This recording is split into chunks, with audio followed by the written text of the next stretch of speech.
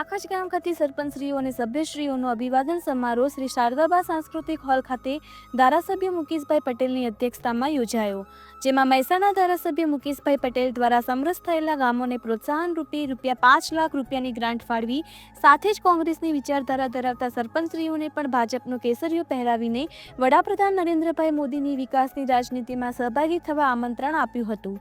આ સન્માન સમારોહમાં મહેસાણા લોકસભાના સાંસદ હરિભાઈ પટેલ, મહેસાણા જિલ્લા પંચાયત પ્રમુખ તૃષાબેન પટેલ, દૂધસાગર ડેરીના ચેરમેન અશોકભાઈ ચૌધરી, મહેસાણા જિલ્લા મહામંત્રી ભગાજી ઠાકોર, આરોગ્ય સમિતિના ચેરમેન મિહિરભાઈ પટેલ, તાલુકા પંચાયત પ્રમુખ કલ્પનાબેન પટેલ, મહેસાણા એપીએમસીના ચેરમેન જયંતિભાઈ પટેલ, મહેસાણા જિલ્લા મંત્રી દેવેન્દ્રભાઈ ઠાકોર, જિલ્લા ડેલિગેટશ્રીઓ તથા તાલુકા ડેલિગેટશ્રીઓ ઉપસ્થિત રહ્યા હતા।